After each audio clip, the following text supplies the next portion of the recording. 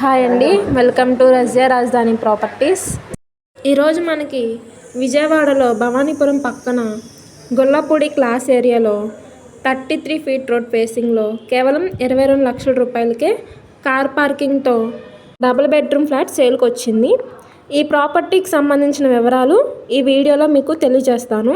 వీడియోని స్కిప్ చేయకుండా చివరి వరకు చూడండి. ఈ వీడియో కనుక నచ్చితే లైక్ చేయండి, సబ్స్క్రైబ్ చేయండి, అలాగే మీ ఫ్రెండ్స్ అండ్ ఫ్యామిలీ మెంబర్స్కి షేర్ చేయండి.